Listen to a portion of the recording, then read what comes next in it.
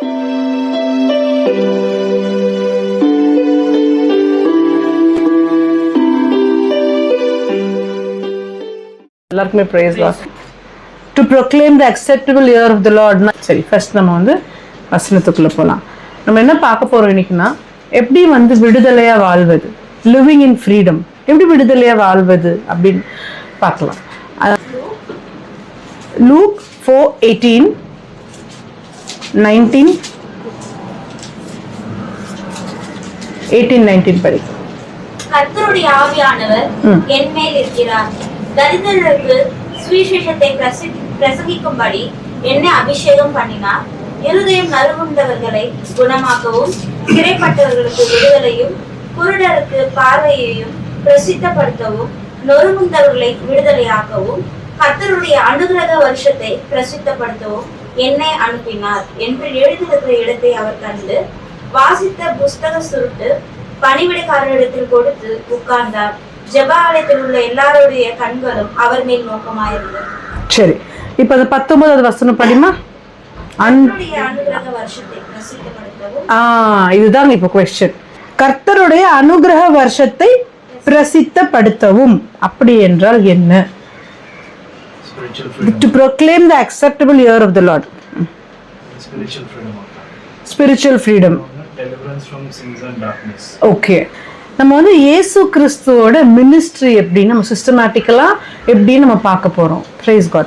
அப்ப என்னன்னா நம்ம வந்து அண்டர்ஸ்டாண்ட் பண்ணிக்கணும், அது நம்மளோட இண்டிவிஜுவல் சின்ஸ் கிடையாது, ஆதாம் கிட்ட இருந்து ஆரம்பித்ததுதான் இது எல்லாமே.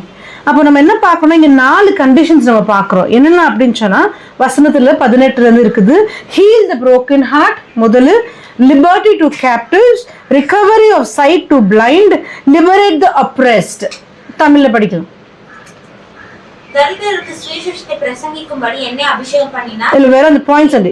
இருதயம் நொறுங்குண்டவர்களை குணமாக்கவும், சிறைப்பட்டவர்களுக்கு விடுதலை. 2, குருடருக்கு பார்வை பிரசித்தப்படுத்தவும், நறுங்குண்டவர்களை விடுதலை. இந்த 4 பாயிண்ட்ஸ் இருக்குது, கண்டிஷன்ஸ் இருக்குது.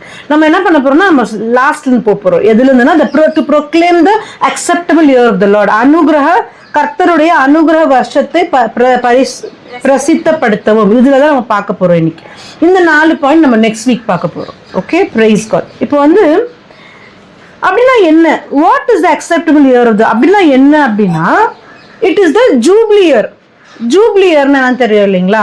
இப்போ 50 வருஷம் ஆச்சுன்னா ஜூப்ளி இயர் அப்படின்ட்டு இது பண்ணுவாங்க. ஓகே, அப்போனா எல்லா 7வது நாளும் என்ன நாள்? சாபத்து நாள். எல்லா, அதாவது இது ஆதாம் காலத்திலேயே எஸ்டாப்ளிஷ் ஆனது. 7வது நாள் சாபத்து டே.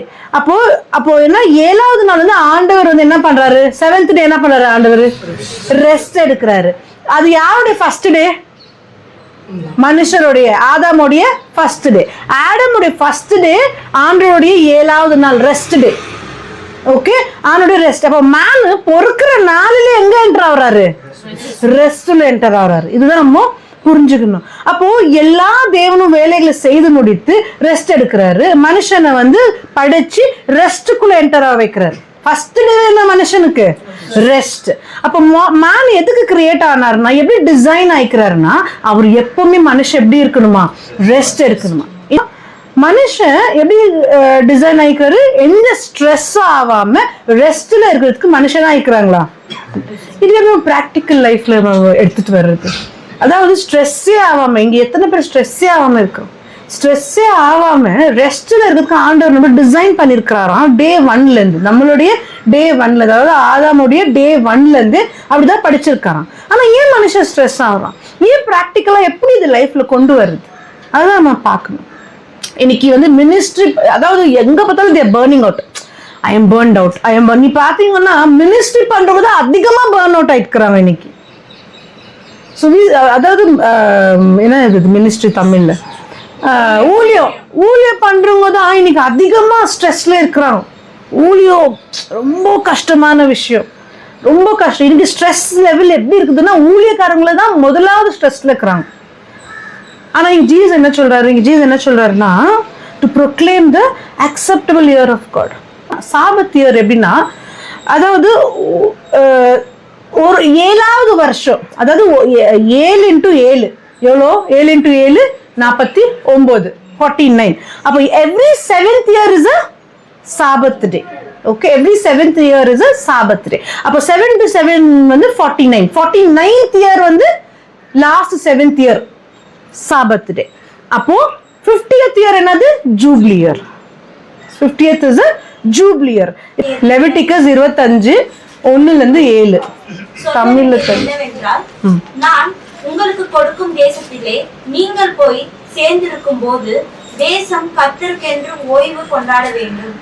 6 வருஷம் உன் வயலை விதைத்து உன் திராட்சை தோட்டத்தை கிளை கழித்து அதன் பலனை சேர்ப்பாயாக. 7ஆம் வருஷத்திலேயோ கர்த்தருக்கென்று ஓய்ந்திருக்கும் ஓய்வு தேசத்திற்கு இருக்க வேண்டும். அதில் உன் வயலை விதைக்காமலும் உன் திராட்சை தோட்டத்தை கிளை கழிக்காமலும் தானாய் விளைந்து பயிரானதை அறுக்காமலும் கிளை கழிக்காதை விட்ட திராட்சை செடியின் பழங்களை சேர்க்காமலும் இருப்பாயாக. தேசத்துக்கு அது ஒரு ஓய்வு வருஷமாயிருக்கிறது. தேசத்தின் ஓய்விலே பயிராயிருக்கிறது.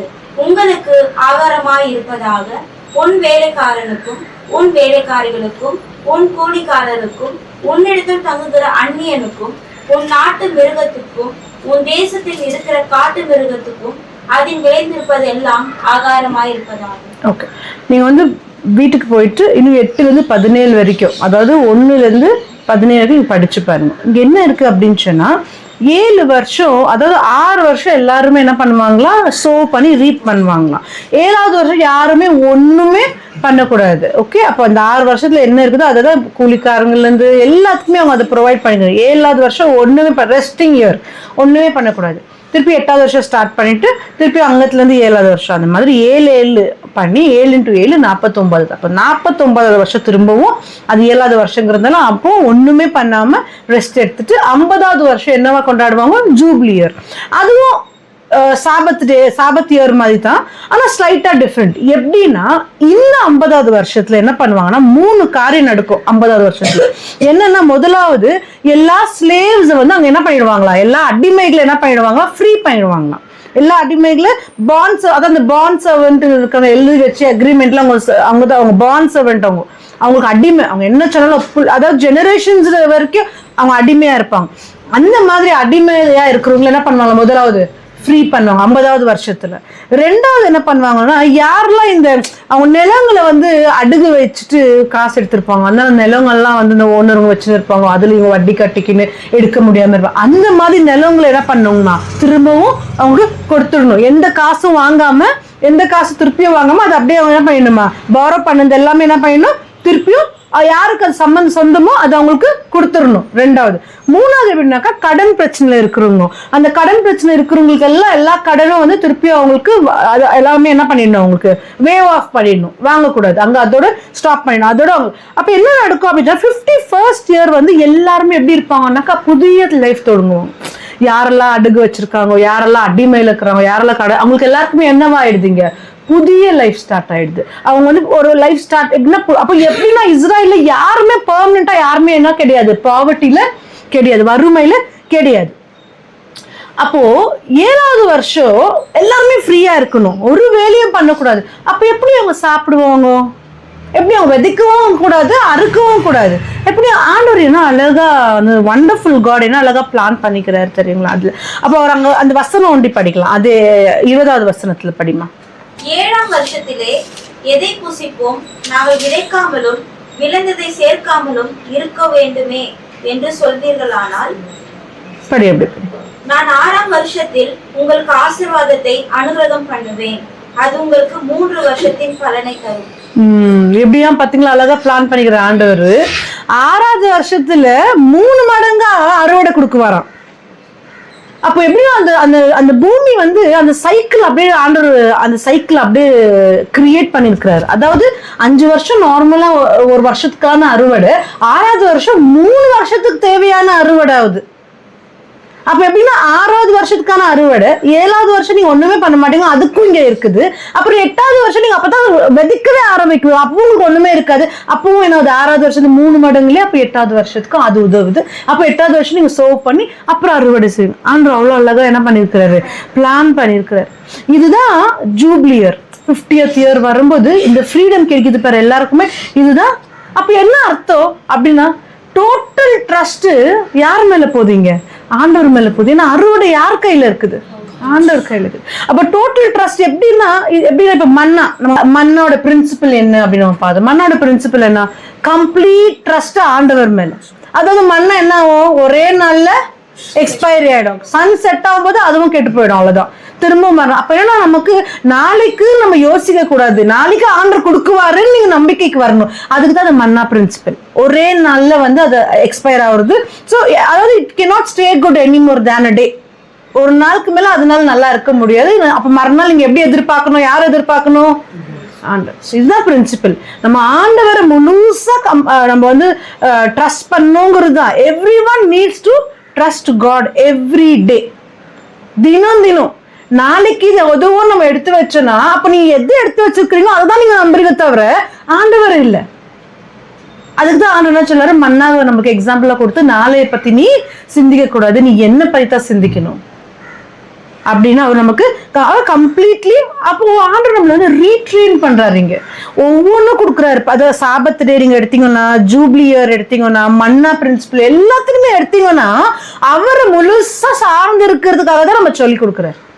எவ்ரிதிங் எல்லாமே ஒரு நாளுமே அவரை சார்ந்து எவ்ரிதிங். அதாவது ஓல்ட் டெஸ்ட்மென்ட்ல என்ன கத்து கொடுக்குறாரு நமக்கு? நான் லாஸ்ட் வீக் சொன்னேன், நம்ம இதயத்தை தேவனோட கனெக்ட் பண்ண கத்து கொடுக்குறாரு. இந்த ரிச்சுவல்ஸா இருக்கலாம், ட்ரெடிஷன்ஸா இருக்கலாம், டைதா இருக்கலாம், எல்லாமே என்ன கத்து கொடுக்குறாரு?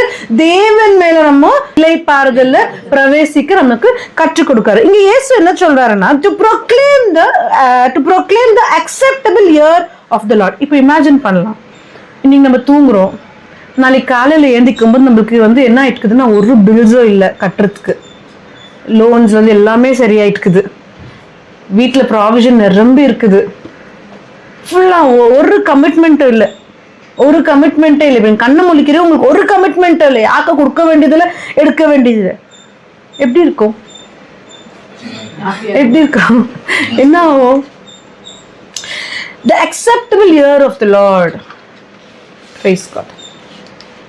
அப்ப என்னன்னா நம்ம எப்படி ஆண்டவர் அழைக்கிறாரு, இதுக்கு என்ன அர்த்தம்? Acceptable year of the Lord அப்படின்னா என்ன அர்த்தம்னா, நம்ம அந்த பேர்டன்ல எனிமோர் இருக்கக்கூடாது. we should not live in that burden anymore. நீ கண்ணை முழிச்சா இதை கட்டணும், அதை கட்டணும், இது செய்யணும், அது செய்யணும், அந்த மாதிரி எண்ணம் இல்லாம நான் இனி கண்ணை முழிச்சா என் ஆண்டவர் எல்லாமே முடிச்சுட்டாருன்னு அந்த ரெஸ்ட்ல நீ ஏந்திக்கிறியா? அதுதான் acceptable year of the Lord. எப்படி இந்த 50th இயர் என்ன நமக்கு காமிச்சு கொடுக்குது? இங்க என்ன காமிக்குது? எல்லாருமே என்ன ஆகுறாங்க? அங்க ஃப்ரீ ஆகுறாங்க. அடிமைத்தனத்துல இன்னுமே இல்லை. அந்த ஒரு மைண்ட் செட்டுக்கு நம்ம வந்திருக்கிறோமா? அதுதான் acceptable year of the Lord. அதுதான் acceptable year of the Lord. அப்போ இன்னைக்கு அந்த பேர்டன் இல்லாம நமக்கு என்ன ஆயிடுதுன்னா, ஆக்சுவலா நமக்கு ரெசரக்ஷன் நமக்கு என்னென்னலாம் செய்ய முடியும்னு நமக்கு தெரியல. ஆண்டவருடைய உயிர் தெழுதல் நம்ம வாழ்க்கையில என்னென்ன செய்ய முடியும் நமக்கு தெரியாததுனால தான் most of the time we are stressed. என்ன ஆயிரும்? நம்ம மோஸ்ட் ஆஃப் டைம் என்ன ஆயிரும்? ஸ்ட்ரெஸ் ஆயிரும். ஏன் சொல்லுங்க? நம்மள ஆண்டவர் நமக்கு எது நமக்கு வச்சிருக்கிறாருன்னு நம்ம பார்க்க முடியாம இருக்கு. ஆண்டவர் நமக்காக எப்படி பார்க்கறாரு நம்ம வாழ்க்கைய, அப்படி நம்ம பார்க்காத ஆயிட்டோம். அதனாலதான் நம்ம ஸ்ட்ரெஸ்ல இருக்கிறோம். நம்ம வாழ்க்கைய தேவன் எப்படி பார்க்கறாரு?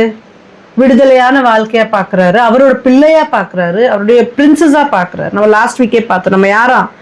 அவர் காட்ஸ், அவரோட பிள்ளைகள். அந்த மாதிரி நம்ம பார்க்காத இருக்கிறதுனால தான் நம்ம ஸ்ட்ரெஸ் ஆகுது. அப்போ the acceptable year of the லார்ட்னா it is about you functioning your calling. அதாவது உங்களை எப்படி அழைத்திருக்கிறார் ஆண்டவர், அந்த மாதிரி நீங்க கரெக்ட் கிடைச்சிச்சு. நீ என்ன பேசுன அப்படின்ட்டு பர்பஸ் நம்மளுக்கான ஒரு வழி வச்சிருக்காரு இல்லையா? அந்த ரெவலேஷன் நமக்கு காமிக்கிறத பார்க்க மறந்துட்டு இருக்கிறோம். இன்னைக்கு நம்ம உன்னுடைய காலிங் என்னன்னு நம்ம பார்க்க மறந்துட்டு இருக்கிறோம். அக்செப்டபிள் இயர் ஆஃப் த லார்ட்னா என்னன்னா, அவர் நம்மளை எப்படி அழைச்சிருக்கிறாரோ அப்படி நம்ம வேலை செய்யணும். ஃபங்க்ஷன் எப்படி நம்ம டிசைன் பண்ணி நம்மளுக்கு என்ன அழைப்பை வச்சிருக்கிறாரோ அப்படி நம்ம ஓடணும், அப்படி நம்ம ஃபங்க்ஷன் பண்ணணும். ஆனா அப்படி ஃபங்க்ஷன் பண்ணாத ஆனதுனாலதான் நம்ம இன்னைக்கு எப்படி இருக்கிறோம்னா ஸ்ட்ரெஸ்ல இருக்கிறோம். எல்லா சின்ன விஷயத்துக்கும் நமக்கு ஸ்ட்ரெஸ் ஆயிடுது. Praise God. Hallelujah. இன்னைக்கு மனுஷன், if man does not have any commitments, any bills, இன்னைக்கு நம்மளுக்கு அந்த மாதிரி ஒண்ணுமே இல்லைன்னா நம்ம எப்படி இருந்திருப்போம்? ஒரு பில்ஸே இல்லை, கடன் இல்லை, எந்த இதுவும் இல்லை, அப்ப என்ன பண்ணுவோம் சொல்லுங்க பார்க்கலாம். இப்ப கமிட்மெண்ட் இல்ல, என்ன பண்ணுவோம்? ஃபர்ஸ்ட் நான் என்ன பண்ணுவேன் தெரியுமா? வேலையை விட்டுடுவேன். ரெஸ்பான்சிபிலிட்டி இல்ல ஆக்சுவலி எதுவுமே கண்ணு முழிச்சா. இப்ப என்ன பண்ணுவோம்? வேலை விட்டுடுவோம். அப்புறம் என்ன பண்ணுவோம்? கொஞ்ச நாள் சில் அவுட் பண்ணலாம். அதுக்கப்புறம் நம்மள வந்து தேவன் பணத்திற்காக வேலை செய்ய அழைக்கல. நமக்கு ஆண்டவர் எல்லாருக்குமே ஒரு ஸ்கில்ஸ் டேலண்ட்ஸ் கொடுத்துருக்காரு.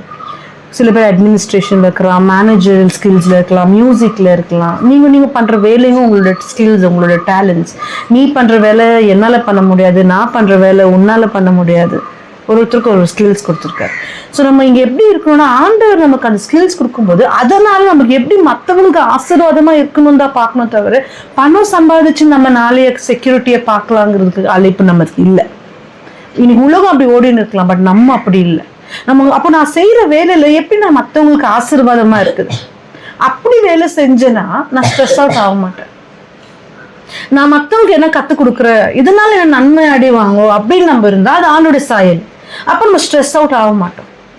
இன்னைக்கு ஏன் ஸ்ட்ரெஸ் அவுட் ஆயின்னு இருக்கிறோம், எல்லாரும் ஸ்ட்ரெஸ் ஆயின்னு இருக்கிறோம்னா, நம்ம வெறும் பணத்துக்காகவோ கமிட்மெண்ட்ஸ் ஃபுல்ஃபில் பண்றதுக்காகவோ நம்ம பில்ஸை கட்டுறதுக்காகவோ குடும்பத்தின் ரெஸ்பான்சிபிலிட்டிக்காக மட்டுமே சிந்திச்சுன்னு ஓடுறதுனால தான் ஒரு காரியம் ஆகலன்னு நம்ம ஸ்ட்ரெஸ் ஆயிடும். தேவையான பணம் கிடைக்கலன்னா ஸ்ட்ரெஸ் ஆயிடும், தேவையான காரியம் நடக்கலன்னா ஸ்ட்ரெஸ் ஆயிடும். ஆனா நம்ம இதெல்லாம் பார்க்காம மற்றவங்களுக்கு ஆசீர்வாதமா எப்படி இருக்குதுன்னு நம்ம ஓடும்போது, வேலைக்கு போனாலும் மற்றவங்களுக்கு ஆசீர்வாதமா எப்படி இருக்குதுன்னு யோசிக்கும் போது நமக்கு ஸ்ட்ரெஸ் வராது. நீங்க ட்ரை பண்ணி பாருங்களேன். இன்னைக்கு வந்து நேபர்ஸ், அதாவது நம்ம நேபர் வந்து வேற ஒரு மதத்தினர் இருக்கலாம், இல்லை கிறிஸ்துவ அறியாம இருக்கலாம், எல்லாமே இருக்கலாம். இன்னைக்கு நீங்க பாத்தீங்கன்னா அவங்க ஃபுல் ஸ்ட்ரெஸ் ஆயிட்டு எங்க இருக்கிறாங்களா? ஹாஸ்பிட்டல் கியூல நிக்குவாங்க. அங்க பாத்தீங்கன்னா நம்ம கிறிஸ்டியன் பிரதர்ஸ் அதே கியூல நின்று இருப்பாங்க. அவங்களுக்கும் ஸ்ட்ரெஸ், நமக்கும் ஸ்ட்ரெஸ். என்ன வித்தியாசம்? ஆனா நம்ம சொல்றோம் இயேசுதான் என்னுடைய ரட்சகர், மை சேவியர். பட் அங்க லிவிங் வே ஆஃப் லிவிங் வந்து டிஃப்ரெண்டே இல்லை அவங்களுக்கும் நமக்கும். இப்ப நம்ம பாக்குறோம் சோர் ஆஃப் தி சீட், அது என்னமா? அது 4 நிலம். 3வது கேட்டகரி நம்ம பாக்குறோம். அதுல என்ன இருக்குதுன்னா, ஜீசஸ் வந்து சொல்றாரு அந்த சீட்ஸ் வந்து டான் புஷ்ஸ்ல உள்ளது, முள் செடிக்கு மத்தியில விழுது. அப்ப அது எப்படி வளருதுன்னா, அதுக்கு என்ன அர்த்தம்னா கேர்ஸ் ஆஃப் தி வேர்ல்ட், உலகத்தின் இச்சைகள், உலகத்தின் பிரச்சனைகள், ஏமாற்ற, ரிச்னஸ் பின்னாடி ஓடுற டிசீட்ஃபுல்னஸ், இதுதான் அதை பத்தி. அப்போ அது என்ன ஆகுது? நம்மள சோக் பண்ணி, வார்த்தை நமக்குள்ள இருக்கிற வார்த்தையை சோக் பண்ணி வெறும் தான்ஸ் அண்ட் திசில்ஸ் வாழ்ந்து நம்ம வந்து கண்ணி கொடுக்காத மாதிரி நம்மள மாத்து, அன்ஃப்ரூட்ஃபுல் அண்ட் இன்எஃபெக்டிவா நம்மள எப்படி பண்ணிடுது? மாத்திடுதான். எப்படி? அப்போ கிறிஸ்டியன்ஸுக்கு அப்ப என்ன ஆகுது? இதுதான் இன்னைக்கு கிறிஸ்டியன்ஸுக்கு நடந்துருக்குது. கிறிஸ்டியன்ஸுக்கும் வந்து இயேசுவை தெரியும், எல்லாம் தெரியும். ஆனா சூழ்நிலை வரும்போது இயேசுவை விட்டுட்டு நம்ம உலகத்தின் காரியங்கள் பின்னாடி போறதுனால முள்வேலியா நம்ம அதுக்குள்ள மாட்டி நம்மள சோக் பண்ணிக்கிறது. என்ன சோக் பண்ணுது? நமக்குள்ள இருக்கிற வார்த்தையை சோக் பண்ணி இருக்குது. அதனால தான் அவங்களும் கியூல நிக்கிறாங்க, அதே கியூல நம்ம நிக்கிறோம். கிளினிக்லயும் hospital. Praise God. The word of God வந்து நம்மள வந்து ஸ்பிரிச்சுவல் சின்ஸ், இப்போ நீங்க சொன்னீங்க இல்லையா, டார்க்னஸ், ஸ்பிரிச்சுவல் சின்ஸ் நம்ம விடுதலை பண்ணுது அப்படின்னு சொன்னீங்க. நீங்க ஸ்பிரிச்சுவல் சின்ஸ் மாத்திரம் கர்த்தருடைய வார்த்தை விடுதலை பண்ணக்கூடாது. நம்மளுடைய பிசிக்கல் ஸ்ட்ரெஸ் கூட நம்மளுக்கு விடுதலை ஆகணும் வார்த்தையில. அதாவது வெறும் ஸ்பிரிச்சுவல் சின்ஸ் நான் என்ன மன்னிச்சிட்டார் ஆண்டவர், எல்லாருமே மன்னிச்சிட்டார், நீதிமான் ஆக்கிட்டார்.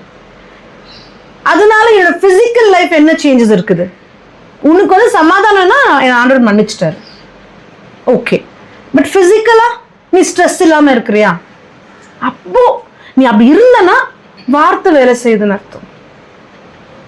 Price God. ஹalleluya. Physical stress. அப்போ என்னன்னா, பிசிக்கல் ஸ்ட்ரெஸ்ல தான் நம்ம எதுக்குள்ள போறோம்னா, பாவர்ட்டி, ஃபினான்ஷியல் இஷ்யூஸ், சிக்னஸ் எல்லாமே எப்படி வருதுன்னா பிசிக்கல் ஸ்ட்ரெஸ்னால. அப்போ நீ ஸ்பிரிச்சுவலா நீ மன்னிக்கப்பட்டிருந்து என்ன பிரயோஜனம்?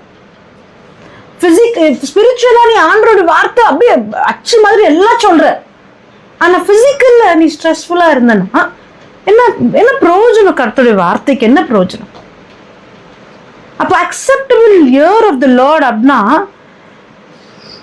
எப்போ நீங்க sense of fear, sense of fear, அதாவது என்னைக்கு நான் பயம் இல்லாம வாழ்றேன்னு, எதை பத்தியுமே பயம் இல்லை. இன்னைக்கு நான் கண்ணை முழிச்சா நான் எதை பத்தியும் கவலைப்படுறது இல்லை.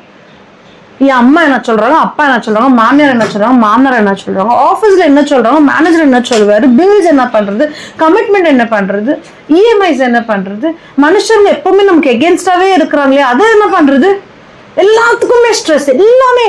ஏன் அந்த மாதிரி? ஏன் நம்மளால உடனே சிலுவைக்கு அனுப்ப முடியறது இல்லை? ஏன் அப்படின்னா வார்த்தை நம்ம வெறும் ஸ்பிரிச்சுவலா தான் நம்ம நினைச்சுக்கிறோம். வெறும் ஸ்பிரிச்சுவல் என்ன அப்படின்னா ஸ்பிரிச்சுவலோட வெளிப்பாடு தான் பிசிக்கல். நீ ஸ்பிரிச்சுவல் ஸ்ட்ராங்கா இருந்தா பிசிக்கல் நீ ஸ்ட்ராங்கா ஆட்டோமேட்டிக்கா ஆகுது. அப்ப நீங்க இன்னும் ஸ்ட்ராங்கா ஆகலன்னா ஸ்பிரிச்சுவல்ல இன்னும் நீங்க உள்ள ஆவிக்குரிய காரியங்கள் இன்னும் வேர் பிடிக்கல. அப்ப என்னன்னா சென்ஸ் ஆஃப் ஃபியர், அதாவது ஃபினான்ஸ் பத்தி, ஃபியூச்சர் பத்தி, பசங்க ஃபியூச்சர் பத்தி, எதுவா இருந்தாலுமே நீங்க எதுலயுமே என்ன கூட லேக்கிங்கா இருக்கக்கூடாது. அதுதான் அக்செப்டபிள். என்னமா தமிழ்ல அனுகிரக, கர்த்தருடைய அனுகிரக வருஷத்தில் பிரசித்தப்படுத்துவதா, அதுக்கு அர்த்தம். நம்ம எவ்வளவு வருஷம் படிச்சிருக்கோம், கர்த்தரின் ஆவி என் மேல் உள்ளது, அது எல்லாம் நம்ம பாயிண்ட்ஸா சொல்றோம். அப்ப இதுக்கு என்ன அர்த்தம்? அப்போ ஆண்டவர் நமக்கு என்ன அவைலபிளா வச்சிருக்கிறாரோ நம்ம அதற்குள்ள என்டர் ஆகாம இருக்கிறோம். நம்ம கான்சியஸா நம்ம சாய்ஸ் எடுக்கணும், நம்ம டிசைட் பண்ணும் கான்சியஸா. நான் இந்த பிரச்சனைகளே யோசிச்சு இருப்பேனா, இந்த மனுஷங்க எதிராக இருக்கிறாங்களா, ஏன் ஃபர்ஸ்ட் ஆஃப் ஆல் நம்ம என்ன தெரியுமா பண்றோம், இந்த காரியம் ஏன் எனக்கு நடக்குது, இந்த மனுஷன் ஏன் என்கிட்ட எப்படிக்கிறாங்க, ஏன் ஏன் ஏன் இது ஏன் அது, இந்த குவெஸ்டின் மார்க் ஈவில் தெரியுங்களா? ஏன்னா தேவனிடத்துல குவெஸ்டின் மார்க் இல்லை, ஏங்கிற காரியமே இல்லை. நான் அது உங்களுக்கு நெக்ஸ்ட் பாயிண்டா சொல்றேன். Praise God. நீங்க எல்லாருமே ஞாபகப்படுத்திக்கணும் என்னன்னா கர்த்தருடைய பிள்ளைங்களுக்கு காம்படிஷன் இல்ல. there is no competition. அவன் பெரிய ஆளாயிட்டான், நானும் அவங்க அப்படி ஆகணும் ஆண்டவரே, அவங்க இப்படி இருக்கிறாங்க, நானும். No competition. there is no competition. இது நீங்க மறந்துடாதீங்க. இது எனக்கு காம்படிஷன் இல்ல. அப்படின்னா என்ன அர்த்தம்? சொன்ன மாதிரி லேசி ஆயிடுவோமா? இல்ல. நீங்க படிக்கணும், நீங்க வேலைக்கு போகணும், வேலை மேல ஹார்ட் ஒர்க் பண்ணணும், படிப்புல ஹார்ட் ஒர்க் பண்ணணும். ஆனா உங்களுக்கு காம்படிஷன் இல்லைங்கிறது நீங்க தெரிஞ்சுக்கணும். நீங்க எல்லாமே செய்யலாம், நீங்க பிசிக்கலா எல்லாமே ஸ்ட்ராங் ஆகலாம், பட் உங்களுக்கு காம்படிஷன் இல்லை, அதை நீங்க தெரிஞ்சுக்கணும். அப்ப காம்படிஷன் எல்லாமே செய்யணும், லேசி ஆகணும் இல்லை. நீ வேலைக்கு கூட எல்லாமே பண்ணணும், ஆனா காம்படிஷன் இல்லை. ஓ இதை நான் பண்ணணும், இந்த ரெஸ்பான்சிபிலிட்டி அதை பண்ணணும், இதை பண்ணணும், காம்படிஷன் இல்லை. அதாவது you must refuse to enter into the competition. நீங்க ரெஃப்யூஸ் பண்ணணும். அதாவது நான் எதுவுமே வரி பண்ண போறது இல்லை, நான் என்னை பத்தியும் வரி பண்ண போறது இல்லை, என் ஃபியூச்சரை பத்தி வரி பண்ண போறது, என் பிள்ளைங்களை பத்தி நான் வரி பண்ண போறது இல்லை, யாரு ஃபியூச்சரை எதுவுமே நான் வரி பண்ண போறது இல்லை. There is no competition. அவங்க என்னன்னா பேசின்னு போடுவாங்க, எனக்கு காம்படிஷன், அவங்க எனக்கு காம்படிஷனா இருக்க முடியாது. அந்த மாதிரி நீங்க ட்ரெயின் பண்ணும் mind. You have to retrain.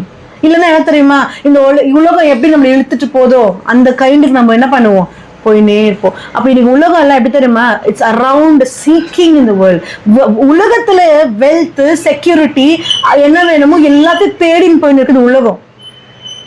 இயேசு அதான் சொல்றாரு, world is seeking after all this worldly things. ஆனா நமக்கு என்ன சொல்றாருன்னா, seek the kingdom of God first. கர்த்தருடைய ராஜ்யத்தை முதலாவது தேடுங்க. இதுதான் picture of the acceptable year of the Lord. கர்த்தருடைய ராஜ்யத்தை முதலாவது தேடுறது தான் என்னது, acceptable year of the Lord. நீ என்ன கர்த்தருடைய ராஜ்யத்தை தேடுறீங்களோ அப்பதான் இந்த acceptable year of the Lord, which is called the rest, இலைப்பாறுதல். அப்போ அனுகிரக வருஷம், கர்த்தருடைய அனுகிரக வருஷம் பிரசித்தப்படுத்துவது நான் என்ன அப்படின்னா, நீங்க இலைப்பாறுதலுக்குள் பிரவேசிப்பது. இது ரெஸ்ட். நீங்க ரெஸ்ட்டுக்குள்ள போகணும். அப்போ என்னைக்கு நீங்க கர்த்தரோட ராஜ்யத்தை முதலாவது தேடுறீங்களோ, இந்த உலகத்துல ஐயோ ஃபியூச்சர் என்ன, இந்த நிலம் என்ன, இந்த நகை என்ன, இது எப்படி எடுப்ப, அது எப்படி கொடுப்ப, இந்த மாதிரி இல்லாம என் வேலையில எப்படி நான் முன்னுக்கு வருவேன், அவனை விட நான் எப்படி ஆவேன், இவனை விட அப்படி ஆவேன், அதெல்லாம் இல்லாம கர்த்தரோட ராஜ்யத்தை, எனக்கு காம்படிஷன் இல்லை, ஐ refuse to enter into competition. யார் எப்படின்னா வளரட்டும் தாழ்ந்து போட்டோ எனக்கு தெரியாது, எனக்கு காம்படிஷன் இல்லை, நான் கர்த்தரோட ராஜ்யத்தை மட்டும்தான் தேடுவேன்னு நம்ம என்னைக்கு என்டர் ஆகுறோமோ இந்த ஒரு மைண்ட் செட்ல நீங்க ரெஸ்ட்டுக்குள்ள என்டர் ஆயிருக்கிறீங்க. அப்பதான் உங்களுக்கு acceptable year of the Lord start ஆயிருக்குது. Praise God. Hallelujah. Thank you, Jesus. அப்போ தேவன் வந்து நமக்கு எப்படி இருக்கிறாருன்னா, காம்படிஷன் இல்லாம உங்களுடைய வழியை அவர் அமைத்திருக்கிறார். நீங்க எப்படி டிராவல் பண்ணும், எப்படி நீங்க வந்து பிரவேசிக்கணுங்கிறதுக்கு உங்களுக்கு வழி அமைச்சு கொடுத்துருக்கிறாரு. அப்போ அந்த ரெஸ்பான்சிபிலிட்டி அவர் நமக்கு என்ன பண்றாரு, ரிவீல் பண்றாரு. உங்களுக்கு என்ன ரெஸ்பான்சிபிலிட்டி, என்ன பர்பஸ், இப்ப நீ சொன்ன பர்பஸ் நம்மளுக்கு கொடுத்துருக்காருன்ட்டு, என்ன பர்பஸ், உன்னுடைய பர்பஸ் என்ன அமைச்சு கொடுத்துருக்கிறாரா இல்லையா, உங்களுக்கு வெளிப்படுத்திருக்கிறாரா இல்லையா, அவரோட ராஜ்யத்தை முதலாவது தேவைன்னா அதுக்கப்புறம் தான் மற்ற காரியம் எல்லாமே நம்ம காமிச்சு கொடுத்துருக்கிறாரு இல்லையா. அப்போ அவர் ரெஸ்பான்சிபிலிட்டி அவர் கரெக்டா பண்றாங்க, ஒரு குற்றமே இல்லை. தேவனுடைய ரெஸ்பான்சிபிலிட்டிக்கு அவர் எல்லாம் அமைச்சு கொடுத்துருக்கிறதுக்கு ஒரு குறையுமே இல்லை, அங்க ஃபெயிலியரே இல்லை. இப்போ நம்ம ரெஸ்பான்சிபிலிட்டி என்னங்கன்னா, அவர் அமைத்து நமக்கு வைத்திருக்கிற பாதையை நம்ம எப்படி ஈல்டு பண்ண போறோம். How are you going to yield the responsibility what God has given to you? நீ எப்படி அந்த பாதையில நடக்க போற, நீ எப்படி அதை உனக்காக எடுத்துக்கொள்ள போற, how are you going to yield it? அதுதான் இன்னைக்கு நீங்க பார்க்கணும். அப்போ எப்படி உங்களோட நேரத்தை நீங்க மாத்தணும், நீங்க என்ன ஸ்பெண்ட் பண்றீங்க அந்த நேரத்தை மாத்தணும். ஆண்டவருக்கு டைம் நீங்க எத்தனை மணி நேரம் அவரை புரிஞ்சுக்க நீங்க கொடுக்குறீங்களோ அந்த நேரத்தை நீங்க அதிகரிக்கணும். எல்லா நேரத்துலையுமே அவர் உங்க மைண்ட்ல டுவெல் ஆயினே இருக்கணும். மனுஷன் தூஷணும் பண்ணாலுமே கூட அந்த நேரத்துல நீங்க ஆண்டவரை யோசிக்கணும். ஆண்டவரை எனக்கு காம்படிஷன் இல்லைன்னு, வேலை மேல பிரச்சனைனாலும் ஆண்டவர் எனக்கு காம்படிஷன் இல்லை. அப்போ என்ன ஸ்ட்ரெஸ் இருந்தாலும் வீட்லயோ இல்லை வெளியிலயோ நம்மள யார் என்ன சொன்னாலோ, குடும்பமே நம்மள வந்து கீழே தள்ளி போட்டாலோ, நம்மள அசிங்கப்படுத்தினாலோ, ஆண்டவரே அது என்னுடையது இல்லை, எனக்கு காம்படிஷன் இல்லை, நான் உங்களோட ராஜ்யத்துக்குள்ள பிரவேசிச்சு இருக்கிறேன். தேவனுடைய ராஜ்யத்துக்குள்ள மகிழ்ச்சி மட்டும்தான், சமாதானம் மட்டும்தான். எந்த அவமானமோ, எந்த நிந்தனையோ, எந்த சோதனையோ எதுவுமே கிடையாது. நம்ம ஒர்க் ஷாப் ஆண்டவர் என்ன சொல்றாரு, ஐ am not ashamed of you. நான் உன்னை நினைச்சு வெட்கப்படுறது இல்லைன்றாரு. வெட்கப்படாததுனாலதான் நம்மள நீதிமான் ஆக்கி இருக்கிறாரு.